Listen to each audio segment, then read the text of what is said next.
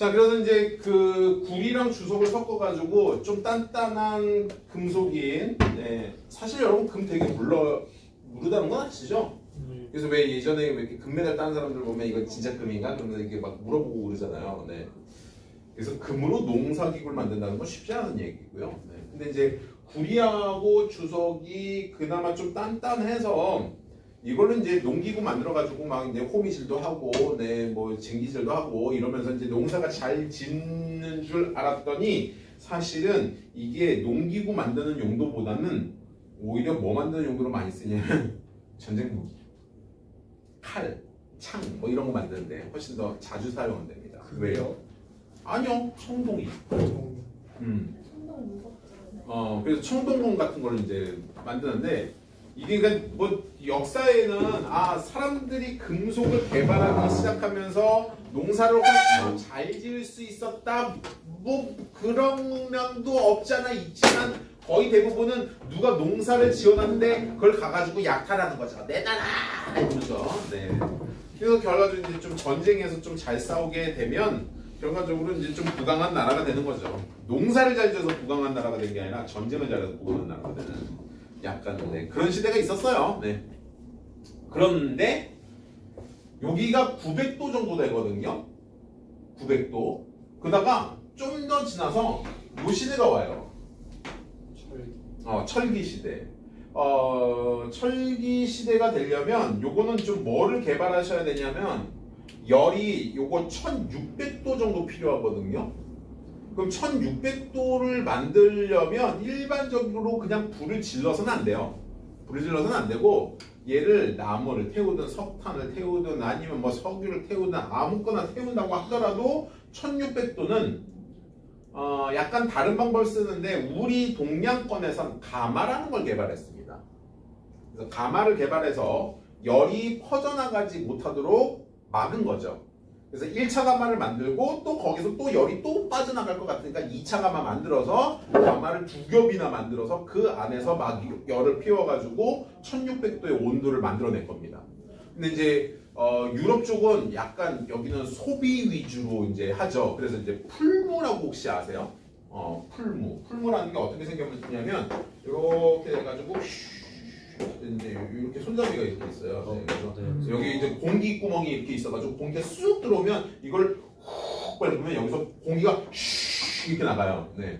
그래서 이런 풀무질을 해가지고 훅 하면 이게 공기가 훅 하면서 이제 산소의 공급을 좀 많이 해주는 거죠. 네. 그래서 이런 식으로 해가지고 1600도로 올렸습니다.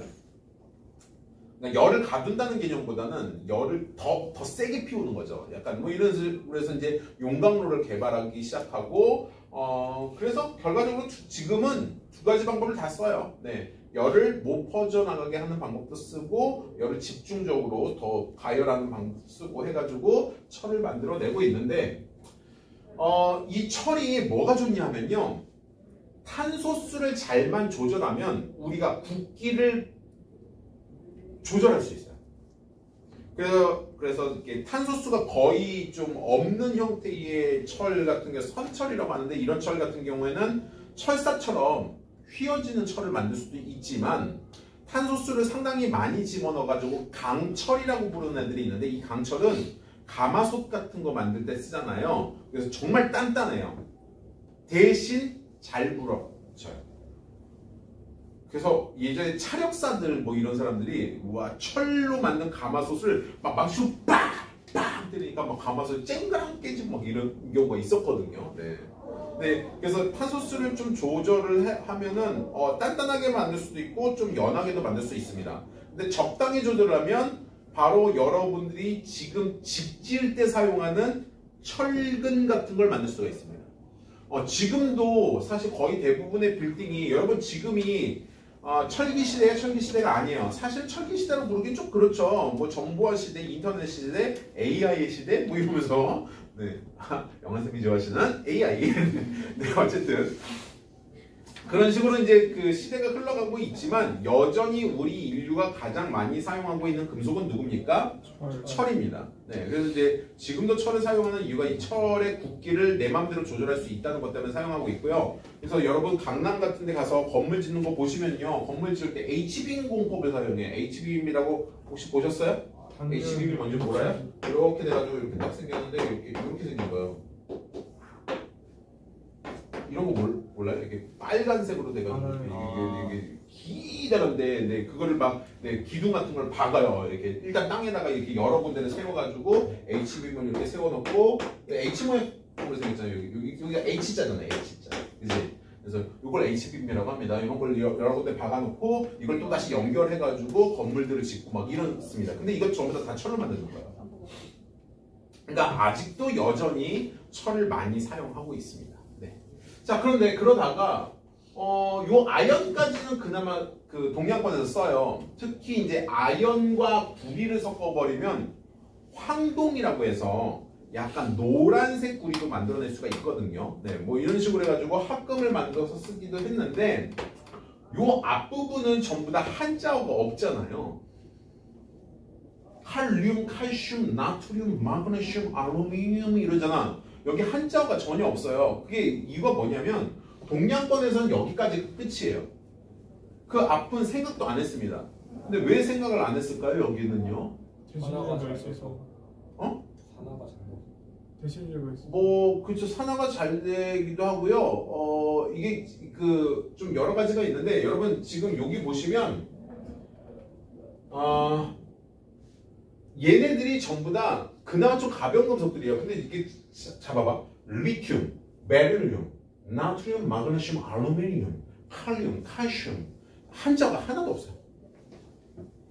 가벼워요. 네, 가볍고 조금 반응성이 좋은 금속들이거든요. 네.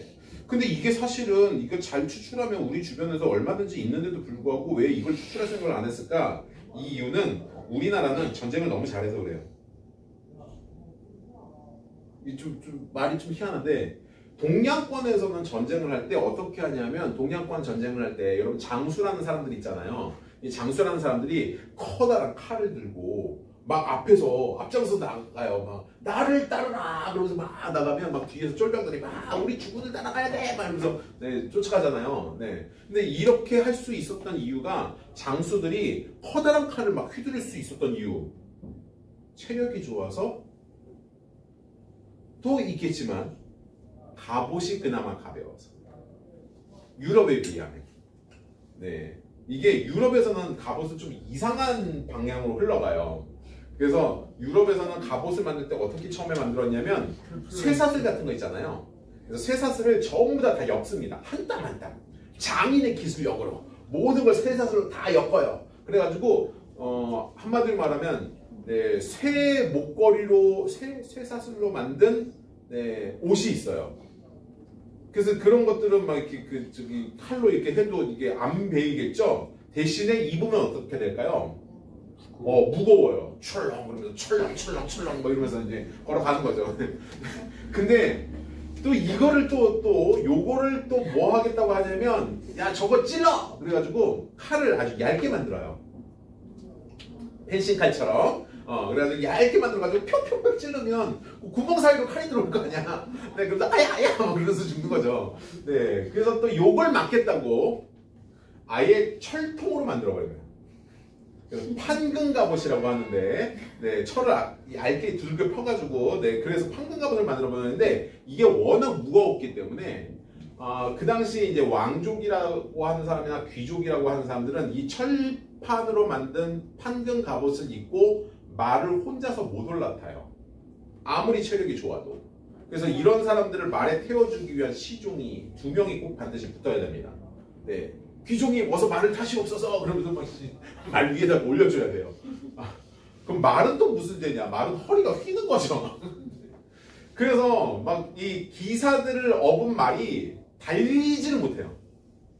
워낙 판금 갑옷이 두껍다 보니까 무게도 많이 나가고요. 그래서 뭐 기사들이 보통 뭐 하냐면요. 싸울 때도요, 여러분, 뭐 이렇게 뭐 칼을 휘두르면서 싸우고 이런 거 없어요. 네, 그냥 옆구리에다 무기를 끼는 거예요. 기다란 창 같은 거 껴놓고 예, 가가지고 야 너 기사냐? 나도 기사다. 네, 우리 한번 떠보자. 그러면 이제 가가지고 창으로 빵 때려놓고 체력이 좋은 애는 안 넘어지고요. 네, 체력이 약한 애들은 넘어지겠죠? 네, 그러면 이제 걔는 끝인 거예요. 왜냐면 말에 다시 못 올랐어요. 혼자서는. 말을 베면 끝나는 싸움 아니에요? 그런가요? 네. 아니 근데 이게 뭐 뵐 수가 없잖아요. 일단 기사들이 병사들하고 기사하고 서로 만나잖아요. 기사 꼼짝 못해요. 왜냐면 휘두를 수가 없잖아요, 뭔가를. 그러니까 지금 좀 전에 얘기한 건 기사는 기사랑 만났을 때 얘기예요. 네. 근데 이런 건 정말 잘 안 보여주는 거고요. 거의 대부분의 기사들은 어디 있습니까? 네, 뒤에 있죠. 야, 나팔 불어. 내 활 쏘라고 그래. 보병 앞으로 조금씩 가라고 해. 빨리 나팔 불어. 네. 그러면서 이러면 병사들이 기가 사냐? 쟤들은 뭔데 뒤에 있고 우리만 앞으로 내보내는 거야. 그러면서 내 기분 나빠. 그러면서 쿵쿵 쿵쿵 그러면서 조금씩 나가고 쿵쿵 가면서 조금씩 나가고 이러면서 이제 전쟁을 했거든요. 네, 그러니까 얼마나 기분 나쁘겠어. 아니 창을 들고 쫓아가는 게 아니라 쿵 한 걸음, 쿵 한 걸음 이런 식으로 가. 네. 근데 이제 동양권에서는 막 이제 막 달리죠 막. 네. 엄청 기동력이 강하죠. 네. 근데 그렇게 할 수 있었던 이유가 뭘까요? 갑옷이 가벼워서요. 네. 그 갑옷을 뭘 만들었어요? 동양권에서? 종이로? 종이로 갑옷을 만든다고요? 없잖아요. 누구한테 들었어요? 누구한테 들었어요? 네. 여러분 여러 가지 사용했어요. 가죽도 사용하고요. 심지어 철판 같은 거를 얇게 펴가지고 동전처럼 해서 네, 갑옷에다 달기도 했습니다. 그래서 이게 가끔 할 때 쨍랑쨍랑 그러면서 네, 소리가 나기도 합니다. 네, 그래서 동그란 동전 같은 거 얇게 만들어서 뭐 달기도 했지만 거의 대부분 옷 사이에다가 뭘 집어넣냐면 종이를 집어넣었어요. 그러니까 이게 좀 머리가 지금 좀 대단한 것 같은데 여러분 이 종이 있잖아요. 종이를 여러분 요 정도의 종이면요 이게 무겁기도 하겠지만 아니 철보다 가벼워요. 철보다 가볍고요. 여러분 혹시 만약에 여러분 집에 강도가 들어와가지고 강도가 야 가진 거 다 내놔 그러면 여러분들은 즉시 뭘 드시냐면 책을 드세요. 근데 이 책이 이게 종이를 여러 장 겹대잖아요. 그러면 이게 종이를 처음부터 두껍게 만드는 게 아닙니다. 여기서 주의할 점은 종이를 최대한 얇게 만들어야 돼요. 그리고 그 얇게 만든 종이를 계속 갖다서 여러 장 갖다 붙입니다. 네, 그렇게 해가지고 이렇게 딱 해놓으면 칼이 딱 찔리잖아? 그럼 못 들어요. 이거 못 뚫습니다.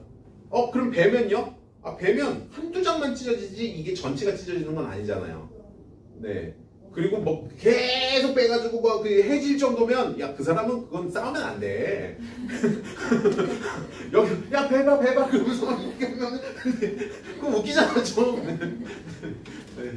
그래서 뭐 이게 종이로 갑옷을 만들어 보니까 그나마 좀 가벼웠기 때문에 네, 장수들이 잘 움직일 수 있었던 거예요. 네, 그런데 결과적으로는 그래서 서양에서는 일찌감치 좀 가벼운 금속이 필요했고 여기 나오는 애들이 전부 다 가벼운 금속이거든요. 근데 특히나 요 13번 알루미늄 여러분 원자 번호가 몇 번이에요? 13번이에요. 그만큼 가볍습니다. 그래서 가벼운 알루미늄을 드디어 개발하기 시작했죠. 근데 이 알루미늄이 문제가 있어요. 자, 철 몇 도씨에서 이거 재련이라고 하는데 철을 재련하기 위한 온도가 1600도가 필요했었거든요. 그런데 알루미늄은 무려 재련 온도가 철은 철광석이라는 거에서부터 얻는데 철광석. 알루미늄을 얻을 때는 알루미늄 보크사이트라는 걸로부터 얻습니다. 이 보크사이트로부터 알루미늄을 얻으려면 2300도 정도가 필요해요. 이게 말이 2300도지 이거 불 지르다가 불 피우는 사람들이 죽어. 진짜 불 피우다가 풀물을 풀물 한 대로 안 되겠어 한 5대 갖다 놔 그래가지고 풀무지를 5군데 동시에 하다 보면 이게 바람이 역류풍이 나와가지고 그 주변에 있는 사람들이 타 죽는 경우가 있어. 이게 너무 위험한 작업이거든. 2300도는 말이 안 되는 거야. 네. 그래서 2300도 이거 해가지고 알루미늄 생산할 때 알루미늄 정말 찔끔 나오는 거죠. 너무 이게 힘드니까. 네.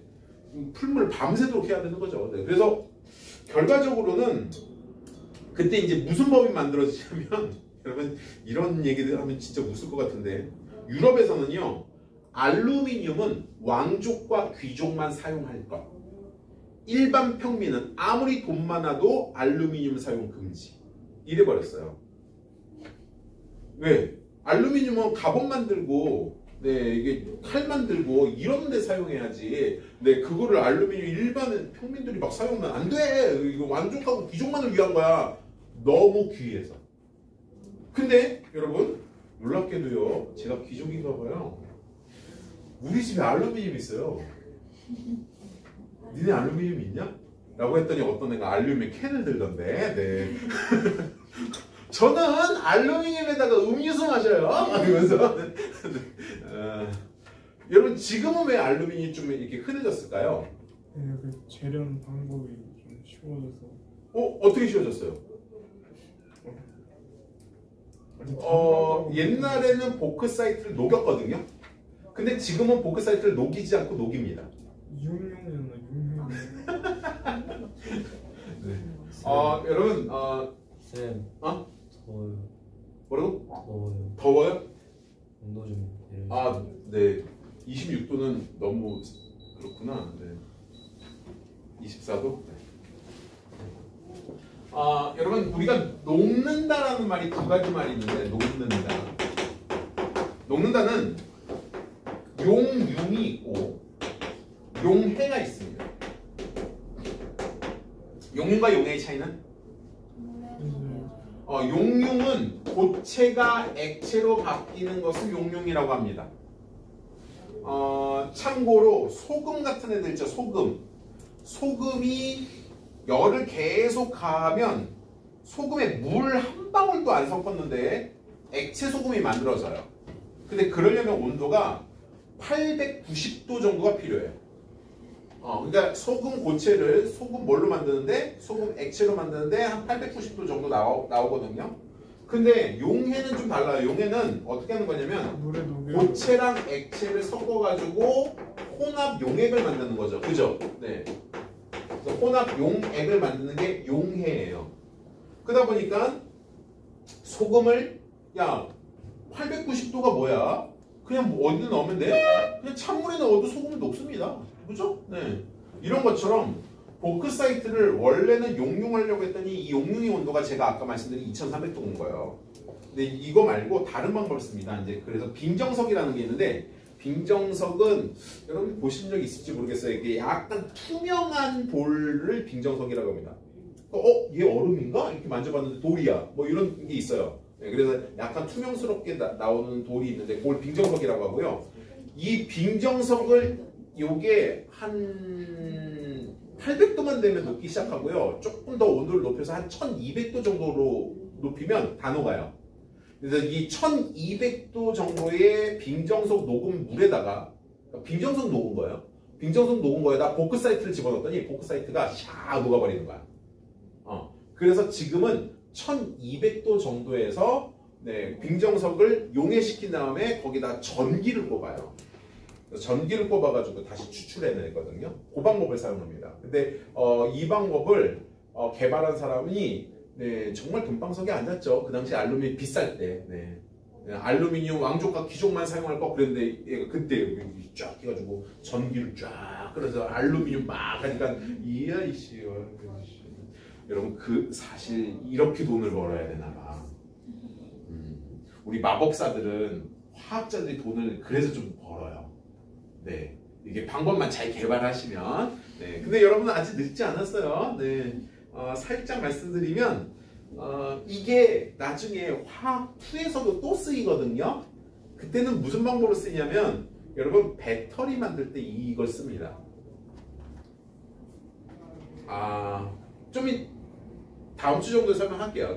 배터리 만들 수 있어요. 이 금속의 이온화경을 이용을 해가지고. 그래서 배터리를 만들 때 사용을 하는데 여러분 지금 배터리가 상당히 각광을 받고 있는 시대잖아요.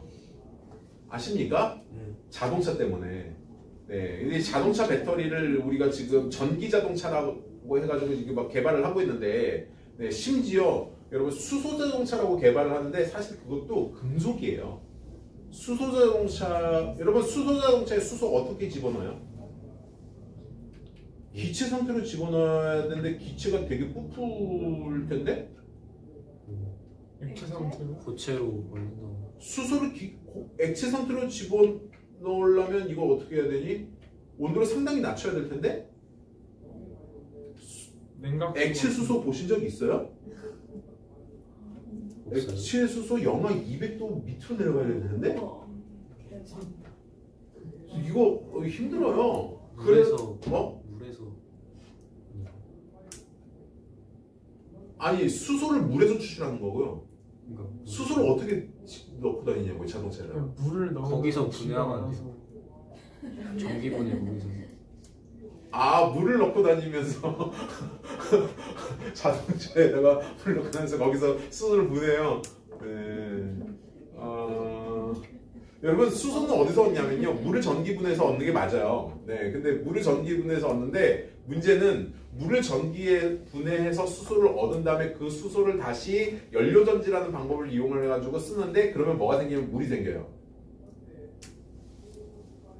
근데 아는지 모르겠는데 물을 전기분해해서 얻는데 들어가는 에너지가 많을까요? 아니면 수소를 연료전지를 이용해서 물을 생산할 때 들어가는 에너지가 많을까요? 얻는 데 들어가는 에너지. 분한. 여러분 항상 에너지라는 것은 효율이 100%짜리가 없습니다. 네, 무조건 효율은 감소하게 돼 있어요. 무슨 얘기냐면 이게 보조 배터리 같은 거 있잖아요. 보조 배터리 충전하는데 전기가 많이 들어갈까요? 아니면 그 충전된 보조 배터리부터 내가 쓰는 전기가 더 많을까요? 충전하는데 훨씬 더 많은 에너지가 들어가요. 그리고 거기서부터 다시 사용하면 에너지가 원래 충전했던 에너지보다 더 적은 에너지가 나올 수밖에 없는 이유가 보조 배터리 사용할 때마다 뭐가 자꾸 발생되니? 열이 발생되잖아요. 그만큼 열 손실이 있다고 보시면 돼요. 네. 그래서 물을 가지고 다니면서 물에서 수소를 끌어당기고 그 수소를 이용해서 다시 물을 만든다? 이건 대단히 비효율적인 일입니다. 어떻게 하냐면요. 공기 중 수소 저장 합금이라는 게 있어요. 금속인데 얘가 금속 사이사이에 수소를 스며들게 만드는 애가 있어요. 네. 그래서 이 합금을 개발을 해서 지금은 수소를 저장하고 있습니다. 수소 저장용 합금이 따로 있어요. 네. 그러니까 금속들 사이사이에 수소가 껴들어갑니다. 그래서 이런 방법들을 이용하는데 이런 것들을 개발을 해야 돼요. 그래서 여러분 이 금속의 성질을 잘 활용하면 앞으로 미래 사회에 조금 각광받을 수 있고요. 참고로 여러분 지금 전기자동차의 대수가 점점 올라가잖아요. 휘발유라든지 뭐 경유자동차는 여러분 진짜 한 5년 딱 전만 생각해봐. 5년 전에 니네 몇 학년? 몰라? 네. 그러니까 5년 전만 딱 보더라도 그 당시 전기자동차의 대수랑 지금 전기자동차의 대수 점점 어떻게 되고 있어요? 증가하고 있죠. 근데 여러분 이 전기자동차 만능이 아니에요. 전기자동차 가격의 절반 값은 무슨 가격이에요? 배터리 가격이에요. 전기 모터 뭐 나머지 뭐 부품들 다 합쳐봤자 전체 자동차 가격의 딱 절반 값이 무슨 가격이에요? 배터리 가격이에요. 사실 전기자동차는요 일반 휘발유 자동차에 비해서 가격이 원래는 더 저렴해야 돼요. 배터리만 빼면. 근데 이 배터리 가격 때문에 거의 2배 가까이 받죠. 그러니까 일반 휘발유 자동차가 예를 들어야 3천만 원 정도 한다고 한다면 전기 자동차는 6천만 원을 받아요. 아니 왜 2배씩 받는 거야 이거? 배터리 가격 때문에. 배터리. 근데 이 배터리가 또 영구적도 아니야. 배터리 이게 충전했다 썼다 하면 배터리가 방전되잖아요. 아니 핸드폰도 써봐서 알잖아. 핸드폰 맨 처음에 샀을 땐 배터리 이게 성능 어때? 우와 좋아 짱이야. 막 한 번 충전하면 이틀도 버텼어. 맨 처음 샀을 땐 그랬다? 네. 그런데 지금 하루같이 안 가. 네. 그 심지어 가끔 내 핸드폰에 떠. 배터리의 교환 시기가 초래되었사오니 막 이러면서 진짜 뭐 이럴 때가 있단 말이야. 그래서 배터리의 성능이 점점 더 떨어지면 어떻게 해야 될까요? 나중에 배터리 또 갈아줘야지. 네. 또 돈 벌리겠지. 네. 그러니까 결과적으로 지금 자동차 회사가 돈 버는 거의 절반 이상은 누가 가져가니까 배터리 회사가 가져가는 거예요. 그래서 사람들이 거기다 투자하는 거야. 저기 SD 뭐라고 얘기 안 할게. 네. 그래도 저기 하여튼 2차 전지 산업하는 그 회사에다가 지금 주식들이 걔네들이 계속 막 이게 사고 파는 이유가 네, 배터리 회사라고. 쌤 그럼 지금 늦지 넣으면 않았어요? 안전자산이에요? 어? 무조건 올라가는 거예요? 무조건이 어딨어. 근데 앞으로 장기간을 봤을 때 좀 올라가겠죠. 근데 사람들이 너무 많이 사가지고 네, 조금 네. 몰라. 근데 아니 내 말은 니네 보고 주식 사라고 얘기하는 게 아니야. 잠깐만 오해하지 마. 지금 주식 사라고 얘기하는 게 아니라 여러분들한테 뭐 하라는 거예요? 이거 외워 빨리. 이거 외우고 그래서 이제 뭘 만들라는 거예요, 여러분? 좋은 배터리 만드시라고요. 네, 가벼우면서. 네. 아, 여러분 최근에 우리가 제일 많이 쓰는 배터리. 그 뭐냐 그 리튬? 리튬 이온 전지. 그래서 이 리튬 이온 전지를 왜 사용하죠? 좋아서. 가벼워서요. 가벼우면서 이게 충전성도 괜찮거든요. 네. 그런데 문제는 하나 있어요. 리튬이 반응성이 이쪽이잖아요. 칼륨, 나트륨, 리튬. 여기는 안 적어놨는데 네, 리튬도 꽤 반응성 괜찮은 애입니다. 그러다 보니까 리튬이 뭐 하는 경우가 있어요. 폭발해요. 불 붙어요. 칼륨, 나트륨도 만만치 않아요. 네. 근데 이제 문제는 리튬이 조금 희소해요. 양이 많지가 않아요. 그래서 좀 희소한 흙이라고 해서 그걸 희토류라고 합니다. 네, 들어보신 적 있어요? 네. 그리고 지금 우리나라에서는 거의 리튬은 출토되지 않고요. 어디서 주로 출토되냐면 의외로 저기 남아메리카 쪽에서 리튬이 조금 출토되거든요. 그래서 우리나라는 남아메리카 가가지고 네, 계약했습니다. 네, 그래서 우루과이도 좀 나온다고 하고 하여튼 아르헨티나 뭐 이런 데 가가지고 네, 야 니네 리튬 생산할 수 있냐? 네, 기술력이 안 될걸? 리튬 이거 알려면 이거 잘못하면 폭발하는데? 네, 가가지고 이제 우리나라 사람들 그러는 거예요. 네, 그래서 야 우리가 리튬 안전하게 캘 수 있는 방법을 좀 알려줄게. 대신 니네 리튬 나오면 네, 우리한테 좀 나눠줘. 이러면서 네, 우리가 기술력을 제공하고 네, 그러면서 리튬을 조금 싼 값에 지금 사들이고 있는 중인데 네, 언제 바뀔지 모르죠. 아무튼 뭐 하다 읽었지. 네. 자, 이제 요것 좀 생각해 보겠습니다. 여러분, 근데 이제 좀 재미난 현상이 있어요. 이 금속들이 이 반응성의 성질을 정말 명확하게 지키는데 어떻게 지키느냐. 자, 일단 두 놈을 먼저 비교해 보겠습니다. 여기 황산구리가 있었어요. 황산구리 수용액이에요. 저 이렇게 써도 이해할까요? aqueous. 아쿠아 우리 상태라는 게 있잖아. 상태가 몇 가지 상태가 있어? 네 가지. 세 가지인데 전 네 가지 쓸 거예요. 일단 기체 상태, 그다음 액체 상태, 그다음에 고체 상태 뭐 이렇게 있는데 수용액 상태. 지금 화학 시간이에요. 플라즈마는 화학자들이 다루는 범위가 아니고요. 자, 그래서 이걸 표시를 어떻게 하냐면 기체를 영어로 뭐라고 하면 gas라고 해서 G라고 표시합니다. 네, gas. 그 다음에 액체는 영어로 liquid, L로 표시를 하죠. 네, liquid. 고체는 영어로 뭐라고 하냐면 네, solid라고 해서 S로 표시를 하는데 수용액이 뭐냐면 물에 둘러싸여져 있는 그런 뜻이에요. 그래서 이걸 뭐라고 하냐면 물에 둘러싸인 용액. 그래서 aqueous 용액이라고 합니다. aqueous solution 이라고 하거든요. 그래서 요거는 두 글자 쓸 거예요. AQ를 쓸 겁니다. 여러분 아쿠아리움 들어보셨어요? 아쿠아리움? 네. 아쿠아리움이 뭐야? 수족관이요. 그냥 수족관 얘기하는 거 아니에요. 수용. 아쿠아리움은 물에 둘러싸여 있는 집 그런 뜻이에요. 아쿠아리움. 그래서 여러분 이런 식으로 만드는 거예요. 수족관은 그냥 수족관을 만드는 게 아니라 물을 일단 채워요. 그리고 요 사이에다가 구멍을 내요. 그래서 사람이 요 사이로 이렇게 지나가게 해주는 거예요. 그러면 자기가 딱 들어가 보니까 우와 여기는 뭐 같아? 나 물속에 들어있는 것 같아. 막 이런 느낌을 받게 해주는 거죠. 그래서 사방이 다 이제 물로 이렇게 만들고 와 머리 위로 물고기 지나가고 이렇게 해줘야 이게 아쿠아리움이에요. 네. 그냥 수족관 아니에요. 그러면 여러분 집에서 아쿠아리움 만들 수 있어요 없어요? 있어요. 어떻게? 그냥 물 뿌리면 되는 아 그냥 이게 커다란 대야에다가 물을 만들어 놓고 여러분들은 고개를 물속에 쳐박아. 그리고 눈을 떠. 나 물속에 들어와 있는 것 같아. 아니야? 그건 그냥 아쿠아야?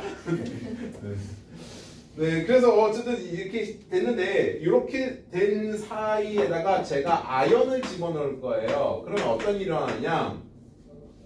자, 지금 반응성 세기를 보시면 누가 더 앞에 있어요?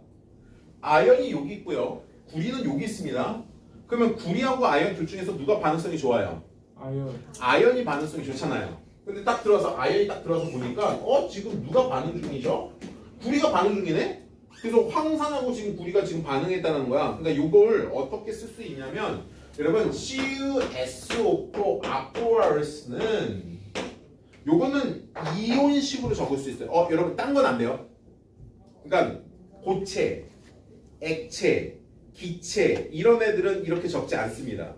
오로지 누구만 정리하면 정확히 말씀드리면 아쿠아리스 중에서도 금속과 비금속으로 이루어져 있는 이온 결합 물질만 아쿠아리스라고 적었을 때 요걸 이온으로 풀어서 적을 수 있어요.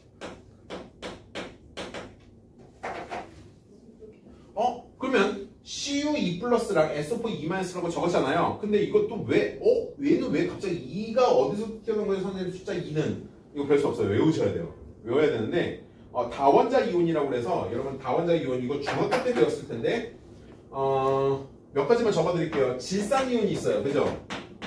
질산이온 어떻게 쓰냐면 NO3- 이렇게 적습니다.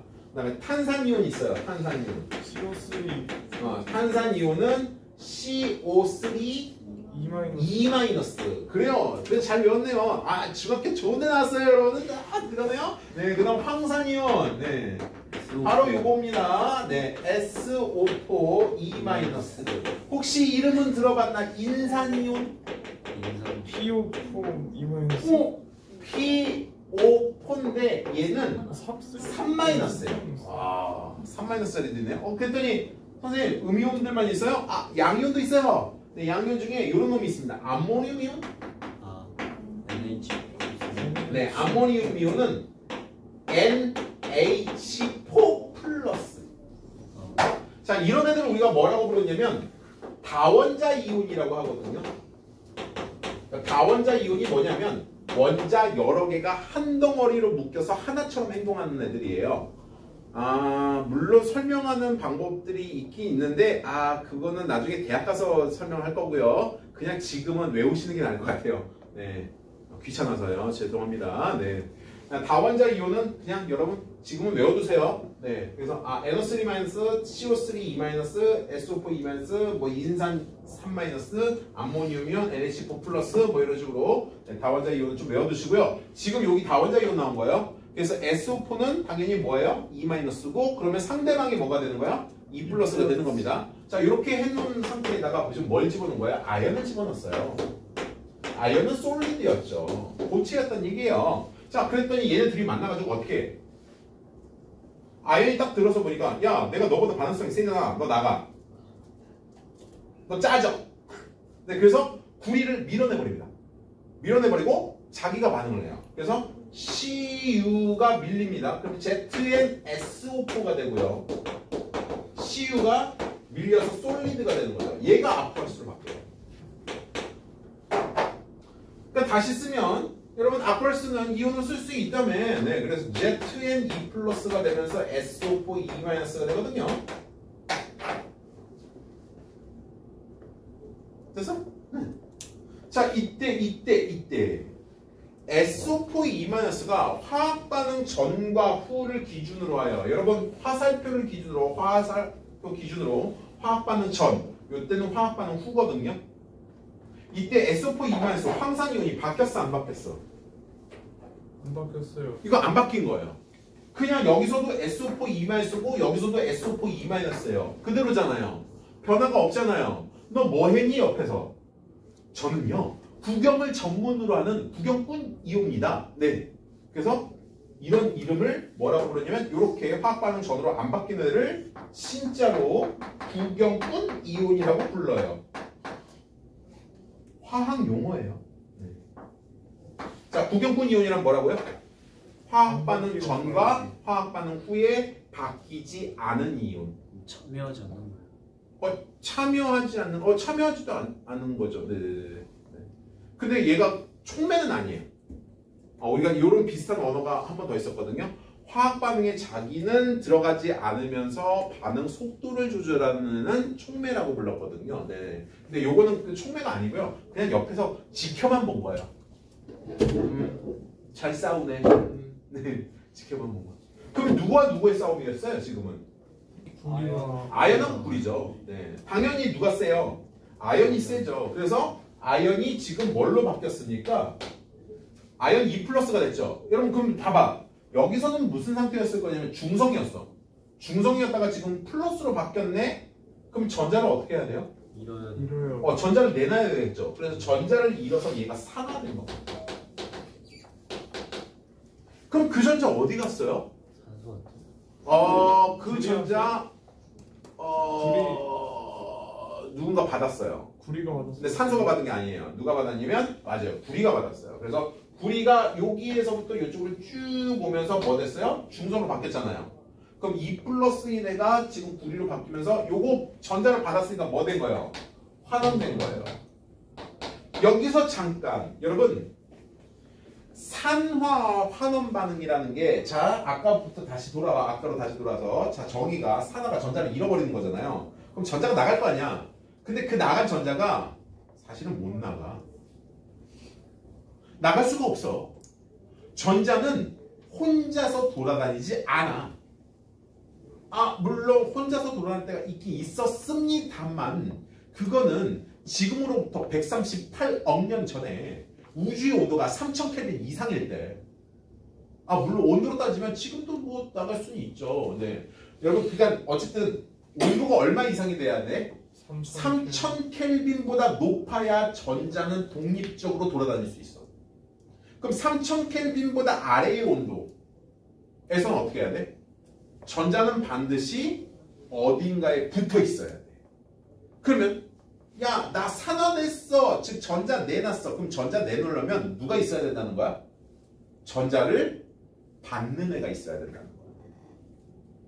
이해되니? 근데 전자를 받아들이는 걸 우리가 뭐라고 해? 환원이라고 하잖아. 예. 그러므로 자 이용을 쓸 수 있습니다. 산화가 되면서 전자 내놨고 환원이 되면서 전자를 얻는데 산화가 되려면 어떤 애가 있어야 돼요? 환원되는 애가 있어야 하고요. 환원이 되고 싶으면 누가 있어야 될까요? 산화되는 애가 있어야 합니다. 그래서 산화와 환원 반응은 항상 동시에 일어나요. 그래서 이걸 전문 용어로 뭐라고 하면 아마 여러분 교재에 나와 있을 것 같은데 산화 환원 반응의 동시성이라고 합니다. 동시성이라고 하고 여기서 조금 한 걸음 더 나아가 이런 용어까지 쓰는 학교들이 있을 것 같아요. 여러분 그럼 요거 산화됐잖아요. 산화된 이놈을 뭐라고 하느냐? 요거를 환원제라고 합니다.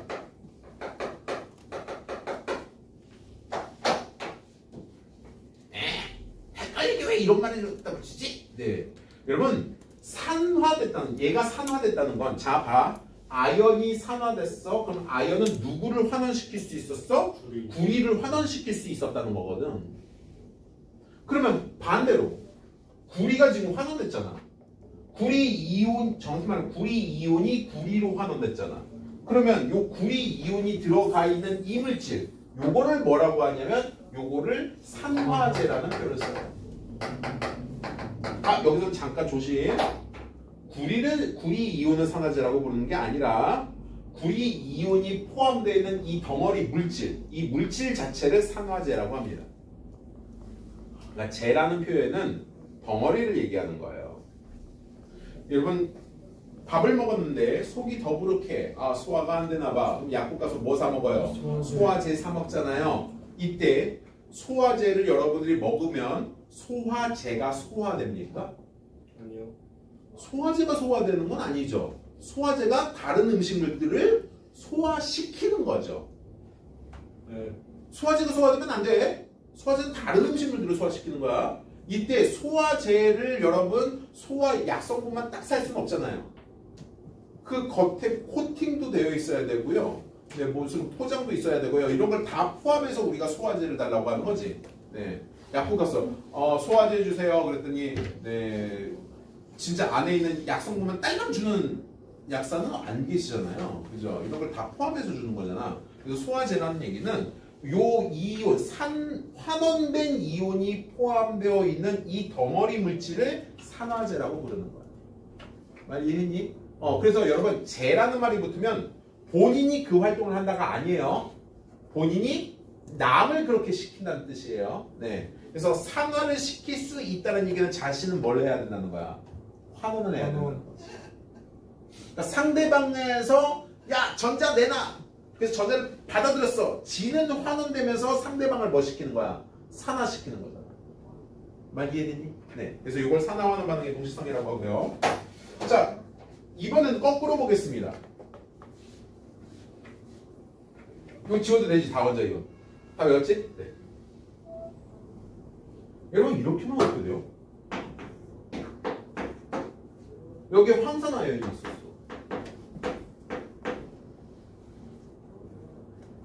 근데 여기다가 철 집어넣었어.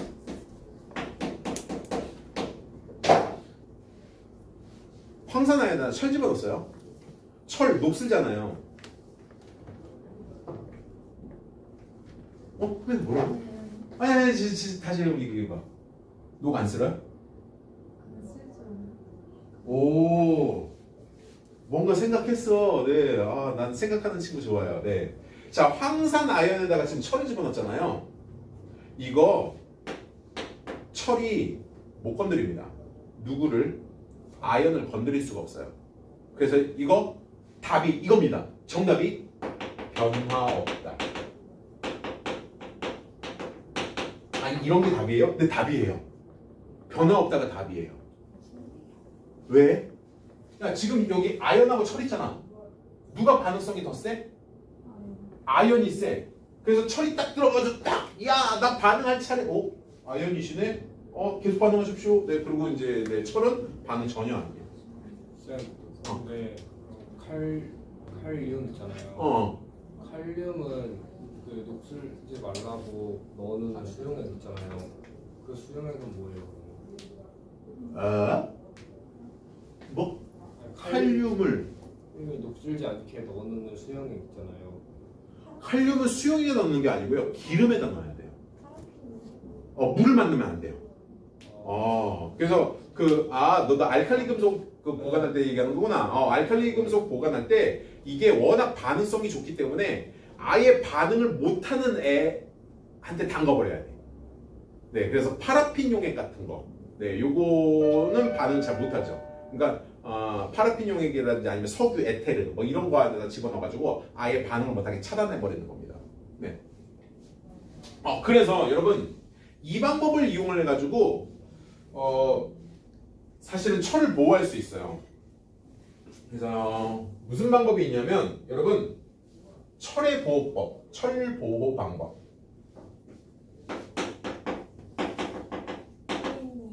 그 아까 전에 쓰셨던 황산화연 수용액이 아니에요? 그것도 아쿠아였어요. 황산화연도 아쿠아였어요. 솔리드인가? 아니야, 황산화연 아쿠아였어. 황산구리 아쿠아였어. 황산아연도 아쿠아였어요. 황산나비 솔리드. 앙금 말하는 거지? 네네네. 황산아연 될걸? 네. 자, 철의 보호 방법. 철 보호해야 돼요? 네, 보호해야죠. 왜? 건물이라든지 단단함 때문에 쓰는 거잖아요. 그죠? 근데 여러분 지금 이것도 철이에요. 이거 철이야, 철. 네. 그럼 여러분 책상 이거 네 여러분들 이렇게 딱 짚었는데 책상이 막 휘어지고 무너지고 막 부러지고 그래봐. 네. 그래서 책상 같은 거 이런 거 여러분 오래 쓰기 위해서 뭔가를 해야 될 거 아니에요. 뭔 짓을 합니까? 광고 일단 처리. 보호 방법 중에 첫 번째 차단법이 있습니다.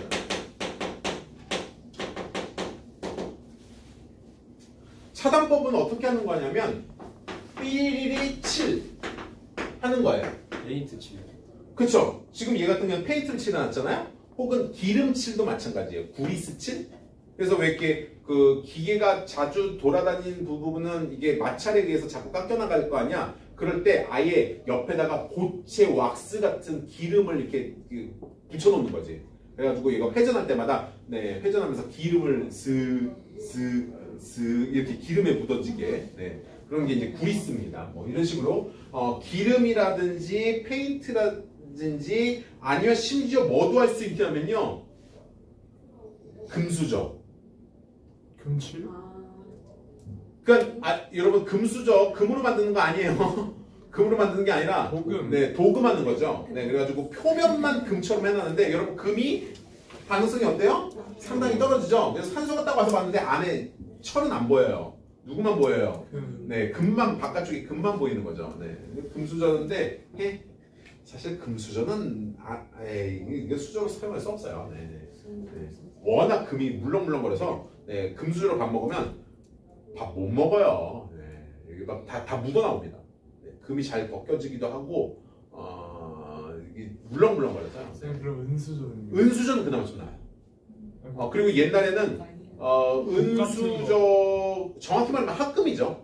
네, 음수저로 뭘 썼냐면 왕의 그 숟가락은 은수저를 썼어요. 복살방. 맞아요. 거기 그 비소라는 성분이 닿으면 안티몬, 비소, 뭐 AS라는 화학 성분이 있거든요. 비소. 이게 독약으로 예전에 많이 썼대요.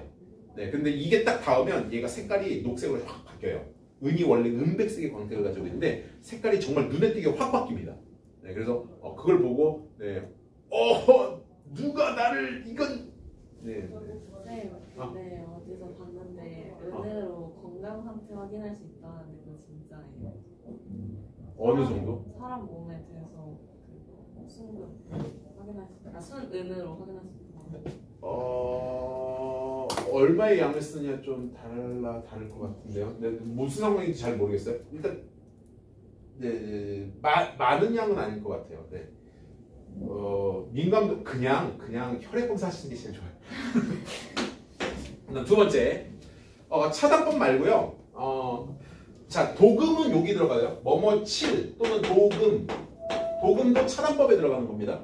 네. 그런데 합금법이 있어요. 합금법은 티타늄 합금. 혼합물을 만드는 겁니다. 그래서 니켈, 크롬 뭐 이런 걸 섞어가지고 우리 뭘 만드냐면 일명 우리 엄마는 좀 발음을 희한하게 하시던데 네, 정확히는 스테인리스 스틸을 만드는 겁니다. 너 우리 엄마한테 배웠냐? 너 어떻게 알았지? 네, 스테인리스 스틸. 네, 이렇게 써야 되는데 우리 엄마가 자꾸 이걸 스탱 이런 거라고. 여러분 시간 때문에 다음 주에 여러분 중요한 거는 안 했어요.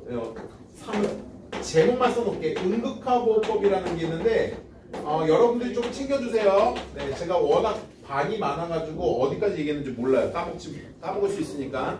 여러분 다음 주에 제가 오면요 응극화보호법 말씀해주세요 라고 얘기하세요.